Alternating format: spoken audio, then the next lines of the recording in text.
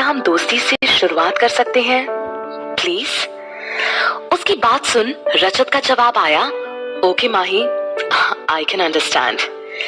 महिमा ने उसकी ओर देखकर कहा, आई थिंक अभी हमें घर चलना चाहिए, काफी लेट हो गया है। जिस पर रजत ने भी हाँ में सर हिलाया और स्माइल कर उसकी ओर देखा। महिमा वहां से उसे बाय बोलकर चली गई। उसके जाने के बाद रजत गहरी सांस लेकर खुद से बात करते हुए बोला, सचमुच कितने दिनों बाद आज मुझे सुकून मिला है। आज वो बहुत खुश था, और खुश होता भी क्यों ना, उसकी ड्रीम गर्ल जो मान गई थी। दूसरी ओर महिमा अपने घर पहुंची और कुछ देर बाद ऑफिस के लिए निकलने लगी। ड्राइंग रूम में मौजूद दादी उसकी ओर देखकर बोली, माही कैसी तबीयत है? तेरी माइग्रेन का प्रॉब्लम तो नहीं हो रहा ना? इस पर महिमा ने उनके गालों पर किस करते हुए कहा, नहीं बेबी डॉल, आपकी चंपी ने मेरा सर दर्द बिल्कुल गायब कर दिया। दादी उसकी बात सुन मुस्कुराने लगी। महिमा उन्हें बाय बेबी डॉल बोलकर वहां से ऑफिस के लिए निकल गई। उधर रजत अपने कैबिन में आकर अपनी चेयर पर बैठ चुका था और वो एक बार फिर हमेशा की तरह अपनी ड्रीम गर्ल के ख्यालों में गुम होने लगा था। उसने खुद से बात करते हुए कहा, थैंक गॉड, वापस से सब नॉर्मल हो गया, वरना मैं क्या करता। वो अपने ख्यालों में गुम कुछ सोच रहा था कि इसी दौरान उसकी नजर लैपटॉप पर पड़ी, जिसमें हमेशा ही उसकी नजर रहा करती थी। मिस नॉनस्टॉप को देखने के लिए उसने महिमा को अपनी डेस्क पर काम करते देखा। वो उसे वापस देख थोड़ा बहुत खुश हुआ और गहरी सांस लेते हुए कहने लगा, मुझे उम्मीद नहीं थी कि माही वापस ऑफिस ज्वाइन करेगी। ये सोचते हुए वो बहुत खुश हो रहा था और अकेले बैठकर ही उसके चेहरे पर बड़ी सी स्माइल भी आ गई, जो कि उसके चेहरे की खुशी को बयान कर रही थी। इसी दौरान हमेशा की तरह रॉन्ग टाइमिंग वाला निशांत वहां पहुंच गया और उसने उसके कैबिन का डोर नॉक किया। लेकिन आज रजत बहुत अच्छे मूड में था। उसने यस कम इन कहा। आवाज सुनकर कैबिन के बाहर मौजूद निशांत ने खुद से बात करते हुए कहा, आज सर की आवाज बहुत अच्छी है, आज हमको डांट नहीं पड़ने वाली। वो स्माइल करते हुए कैबिन के अंदर पहुंचकर बोला, गुड मॉर्निंग सर।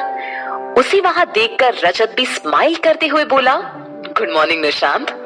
उसे खुद से इतने अच्छे से बात करते देख निशांत मन में सोचने लगा, क्या बात है, आज रजत सर ने मुझे डांटा भी नहीं और गलत टाइमिंग के लिए कुछ कहा भी नहीं। लगता है अब हमारे साथ सब अच्छा ही चलने वाला है। ये सोचकर वो स्माइल कर रहा था। रजत ने उसकी ओर देखकर कहा, हाँ कहो निशांत, क्या काम है? और फिर अपने लैपटॉप की ओर देखने लगा। निशांत उसके पास आकर बोला, सर हमें सूरत की टेक्सटाइल कंपनी से फैब्रिक खरीदना है, उसके कुछ सैंपल उन्होंने हमें भेजे हैं। आप इन्हें देखकर ओके कर देंगे तो हम सूरत टेक्सटाइल वाली कंपनी फाइनल कर देंगे। उसकी बात सुन रजत बोला, ठीक है, लेकिन इस काम में मुझे कोई मिस्टेक नहीं चाहिए क्योंकि ये काफी बड़ा प्रोजेक्ट है। इस पर निशांत स्माइल करते हुए बोला, सर हमारे रहते कभी कोई गड़बड़ नहीं होने वाली, यकीन कीजिए। रजत गहरी सांस लेते हुए धीरे से बोला, इसीलिए तो वार्निंग दे रहा हूँ। उसकी आवाज निशांत तक पहुंची लेकिन वो सुन नहीं पाया। उसने धीरे से कहा, सर आपने कुछ कहा? उसके चेहरे पर बड़ी सी स्माइल थी क्योंकि उसे आज उसके रजत सर से डांट जो नहीं पड़ी थी। रजत स्माइल करते हुए नहीं में सर हिला दिया और बोला, तुम अभी जाओ, मैं सैंपल चेक करके तुम्हें इन्फॉर्म करूंगा। जी सर, बोल निशांत वहां से चला गया। दूसरी ओर महिमा अपनी डेस्क पर बैठकर कुछ काम कर रही थी कि इसी दौरान अमित वहां पहुंच गया और उसे उसकी डेस्क पर मौजूद देख थोड़ा हैरान होते हुए कहने लगा, महिमा तुम यहाँ? उसे अपनी डेस्क के पास मौजूद देखकर महिमा अपनी चेयर से उठकर खड़ी हो गई और उसने रिप्लाई किया, गुड मॉर्निंग सर, दरअसल मैं जिस काम के लिए गई हुई थी वो काम मेरा हो चुका है, तो मुझे लगा कि खाली बैठने से बेहतर होगा कि मैं ऑफिस ज्वाइन कर लूं। उसकी बात सुन अमित खुश होते हुए कहने लगा, वेरी गुड महिमा, वरना यहाँ लोग 3 दिन की छुट्टी बोलकर 10 दिन में वापस आते हैं, लेकिन तुम्हारे साथ तो केस उल्टा है। 15 दिन की छुट्टी बोल तुम तो 3 दिन में ही चली आई। Very good. ये सुन उसने स्माइल किया और अमित वहां से उसे कुछ फाइल्स देकर चला गया। उसके जाने के बाद महिमा का मोबाइल बजा। कॉल अदिति का था।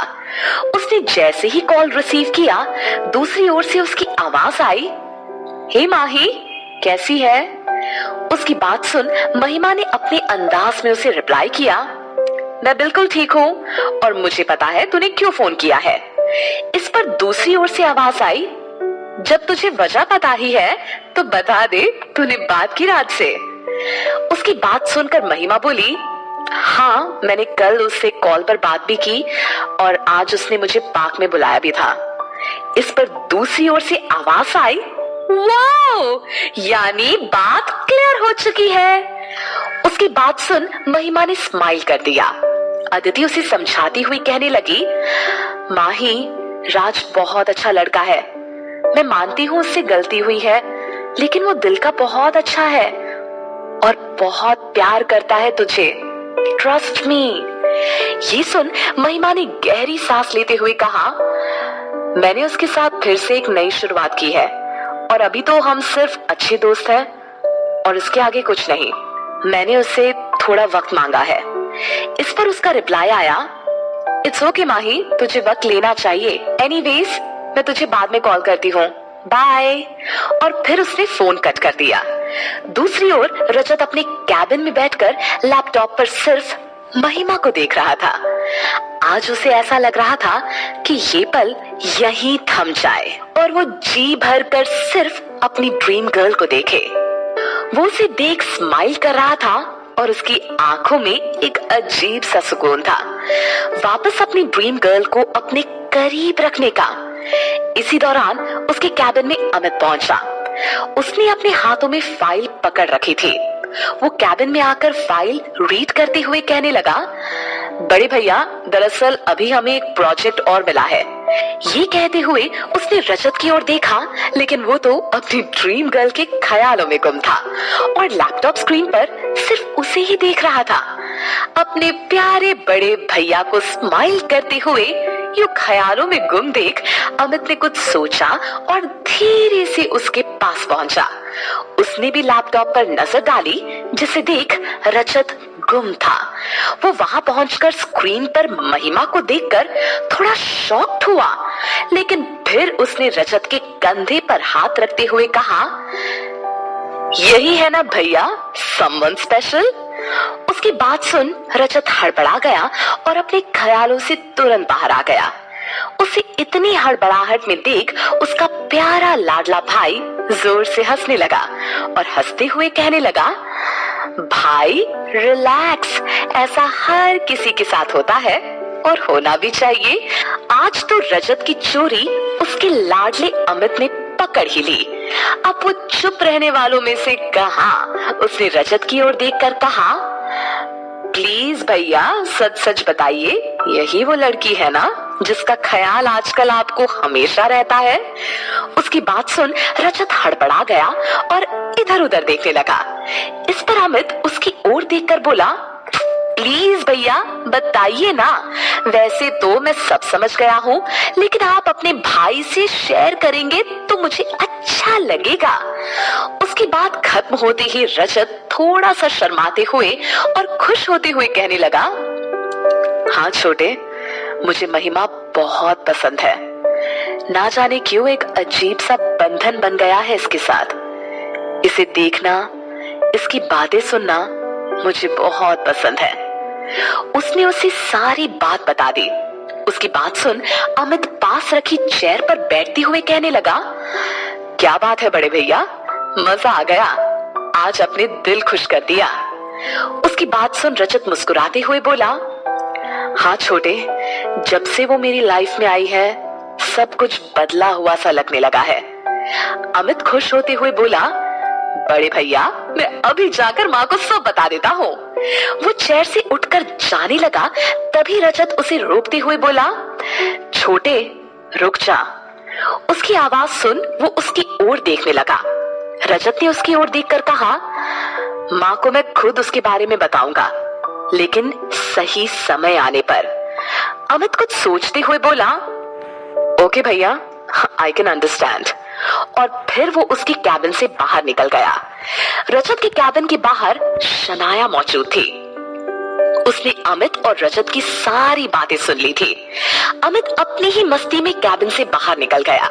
उसकी नजर शनाया पर नहीं पड़ी, लेकिन शनाया खुद से बात करती हुई कहने लगी, मैं क्या सुन रही हूँ इस बारे में, तुमने मुझे बताया तक नहीं। ये बोल वो कैबिन के अंदर पहुंची। रजत उसे देखते ही खुश होते हुए कहने लगा, हे शनाया, अच्छा हुआ तुम आ गई, मैं तुम्हें फोन करने ही वाला था। शनाया स्माइल करती हुई उसके सामने रखी चेयर पर आकर बैठ गई और कहने लगी, ऐसी क्या बात थी राज जो तुम अपने बिजी शेड्यूल से टाइम निकालकर मुझे कॉल करने वाले थे। उसकी आवाज में एक शिकायत थी। उसकी बात सुनकर रजत स्माइल करते हुए बोला, आई नो शनाया, तुम नाराज हो, मैं टाइम से तुम्हारा फोन नहीं ले पा रहा। इस पर उसने कोई रिप्लाई नहीं किया। रजत अपनी बात कंटिन्यू करते हुए कहने लगा, तुम्हें पता है तुम ना मेरी सबसे अच्छी दोस्त हो, सचमुच। उसने ये सुन स्माइल कर दिया और मन में सोचने लगा, काश तुम मुझे दोस्त से थोड़ा ज्यादा मानते। रजत ने अपने टेबल पर रखे लैंडलाइन फोन का रिसीवर उठाकर कहा, जल्दी से 2 स्पेशल कैपेचिनो मेरे कैबिन में भिजवा दो। ये बोलकर उसने रिसीवर रख दिया और उसकी ओर देखकर कहने लगा, आज तुम अचानक मेरे ऑफिस में। इस पर शनाया ने रिप्लाई किया, लगता है मेरा इस तरह तुम्हें आना अच्छा नहीं लगा। रजत हंसते हुए कहने लगा, क्या हो गया है शनाया, मेरी हर बातों का तुम गलत मतलब ही निकाल रही हो। उसकी बात सुन शनाया तुरंत फेक स्माइल देकर बात बनाते हुए कहने लगी, नहीं राज, ऐसी कोई बात नहीं है। इसी दौरान ऑफिस का प्यून रजत के कैबिन में कॉफी का मग लेकर पहुंच गया। रजत ने उसे कॉफी का मग टेबल पर रखने का इशारा किया। उसने मग टेबल पर रखा और वहां से चला गया। उसके जाने के बाद रजत शनाया की ओर देखकर बोला, लो शनाया, तुम्हारी फेवरेट। दूसरी ओर शाम के 7 बज रहे थे। महिमा ने कुछ फाइल अपने हाथ में रखा और ऑफिस से पार्किंग एरिया की ओर जाने लगी, जहां उसने अपनी स्कूटी पार्क की थी। इसी दौरान उसका मोबाइल बजा। उसने अपने हैंड पर्स से अपना मोबाइल निकाला तो देखा फोन मंजू का था। जैसे ही उसने फोन रिसीव किया, दूसरी ओर से आवाज आई, माही तो अब तक घर नहीं आई। उसके इस अजीब से क्वेश्चन पर महिमा का जवाब आया, माँ आप ठीक तो है ना, अभी शाम के 7 ही तो बजे हैं और इस टाइम मैं ऑफिस से निकलती हूँ।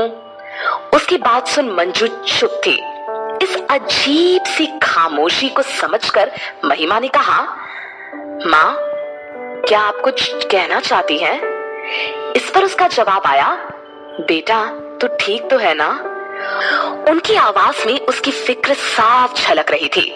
महिमा ने कहा, हाँ माँ मैं बिल्कुल ठीक हूँ, मैं अपनी स्ट्रॉन्ग माँ की स्ट्रॉन्ग बेटी हूँ, घर आकर बात करती हूँ।